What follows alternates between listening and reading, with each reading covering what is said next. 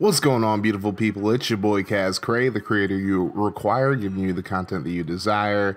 And today, we are beginning a brand new series in Access Football 2023.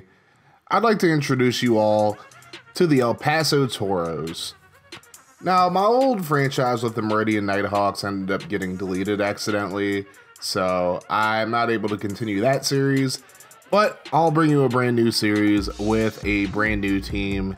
And yes, we are using Titans colors for this team as well. So let's meet some of the players on this team. First and foremost, our starting quarterback is going to be Frazier Oliver.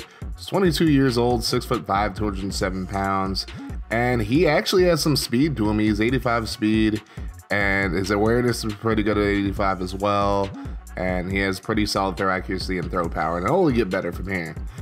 The backup will be Jesse Higgins, and he might not be as good arm talent wise, but he definitely has some pretty good awareness at 90. So if we ever need Higgins to step up in a pinch, it's not too much of a drop off from Frazier, as his statistics are pretty good, and his veteran leadership is really good as well. Looking at the running backs, we have three user running backs. First, we have Rolf Rudolph II. You probably recognize the name from the Meridian franchise. This is made by the same guy, and Rudolph is probably our most balanced running back. He has pretty good speed, but he's also got some pretty good power, especially for his size as well. So he'll be the guy getting the bulk of the carries. Then the backup running back is going to be Pikachu Jones. You probably recognize his name if you've been following the channel for a while. This was the starting running back at a certain point in the San Diego Tech dynasty that I had. There's a reason his name or his nickname is Pikachu. 99 speed, 99 agility. This dude is an absolute lightning rod at running back. And last but not least, our fullback is going to be Tyler Rocky, who will definitely get a good share of carries, especially in short yardage situations. He's not as fast as Rudolph or Jones, but he is an absolute powerhouse, as you can see. 95 tackle breaking, and his blocking is really good as well. So Tyler Rocky will be our starting fullback, and he'll definitely get some carries here and there. But Jones and Rudolph are our main runners for the most part. At receiver, we have Austin Scott, who's an absolute beast. As you see, he has A speed and A awareness, but just looking at his main stats, he is a little bit on the shorter side, but he's an absolute speedster, and he can come up with some really clutch catches as well, and I can't wait to see what he does as the #1 receiver. Our #2 receiver is a guy you probably recognize if you watch the Baltimore State dynasty at all. Jacob Spain. He's 6 foot, 196 pounds, and this dude, he was an NFL player for a little bit, playing for the Bucks. He was actually a part of my Bucks franchise a few years ago, but because of some injuries, he ended up leaving the NFL, and now he's back into the Axis League. Our slot receiver is going to be Josh Ho, and his main job is going to be hoeing these nickel corners that he has to go up against, and he's got some pretty good speed, pretty good awareness and catching as well. Tackle breaking is a little bit of an issue, but for the most part, he's just going to be the guy that we send underneath on drag routes and whatnot.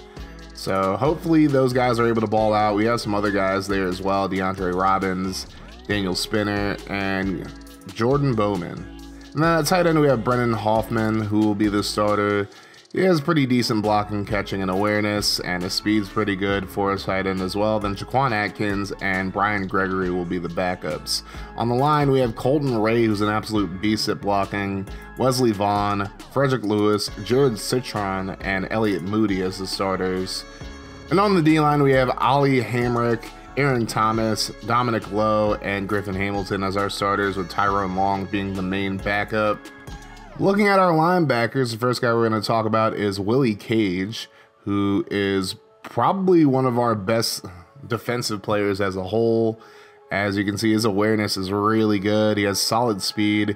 He's mainly going to be an edge rusher, but he can play inside as well if need be. And overall, I think Cage is going to be a huge playmaker for this defense. Next up, we have Marcus Johnson, who will be one of our interior linebackers. And just in general, our linebacking core, I feel like, is going to be the strength of the defense. Marcus Johnson's an all-around really good linebacker. He's great in coverage and great in run stopping as well. And he can definitely get after the quarterback if we need him to. So he's definitely going to be all around just balling for us. Then we have Jack Trice as our other user linebacker, and although he's no Marcus Johnson or Willie Cage, he can definitely hold his own when it comes to a lot of different things defensively. He has pretty good awareness, his break blocking is solid as well, and he's a pretty good tackler. His coverage is a little lackluster, but he's probably going to be more of a pass rusher anyway for the defense. So that's Jack Trice. That is our trifecta of linebackers. We also have Dante Porter, who will be playing in a lot of our 3-4 sets, as well as Brandon Brown, Jonah Ho, no relation to Josh Ho, Quentin Nash, Stephon Ramos, and Damian Lewis. So now we look at Malcolm Doss, who is our only user in the secondary, and he's going to be playing some strong safety for us in this first year. Doss is an absolutely formidable strong safety. He's really good at getting after running backs who are coming out of the backfield, and he's actually pretty good in coverage as well, and his discipline is solid.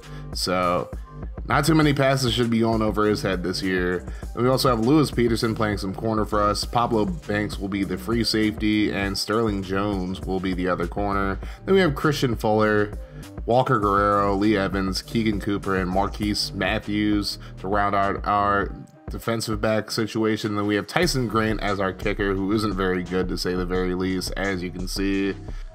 And then looking at our punter, we have Jordan Robertson, who's a little bit better, but still not anything special. That rounds out the roster, and just to show you guys, we're going to be playing in the American Conference, playing in the South Division with the Houston Bombers, Indianapolis Gladiators, and Tennessee Bloodhounds. But we do have to pick up a few more guys just to bolster the team. So we get Devontae Hay. We decided to sign him to a 1-year deal just because I don't want to give any of these free agents too many years with all the players we already have. But I also go after Jonah Banks just for some insurance on the linebacking side of things. I like our linebacking core, but we could always use a few backups to help us out. Then we got Ivan Bryant, who is a B overall, as you can see. We could definitely use another guy in the secondary to help us out. I don't know if you guys noticed, but our secondary situation isn't great, and after the Meridian franchise, I definitely want to boost that up a little bit. And then we end up going after Louis Citron, who is a defensive lineman, and he is one of the better linemen out here. He's an A+ overall, so he's going to be the best player on the team. So we're just going to give him 23 mil for this first year. So now we're going through some scouting. We could definitely use a boost on the defensive line. So I decided to look at Dominic Nash, and he's an A+ overall. He might be the first pick overall in this upcoming draft class. In the Central, I go look at Joe Pope, the linebacker, and he's not great. And then looking in the Southeast, I decided to go after the receiver, Gustavo Wright, just to help out our receiving core a little bit. And then at tight end, I look at Derek Rivers, because we could definitely use some help at tight end. But the first game of the season will be in the very next episode. I didn't want to make this episode too long. But anyways, if you guys enjoyed this video and you're ready for the next episode in this series, make sure you guys hit that like button, hit the sub button if you're new as well, and turn your notifications on to join the notification gang. That way, anytime I upload a video or I go live on this channel, you guys will be notified. We're going to keep this mofo rolling here on Kaz Crate Gaming. And if you want to see more from the channel, check out the playlist and the video in front of you.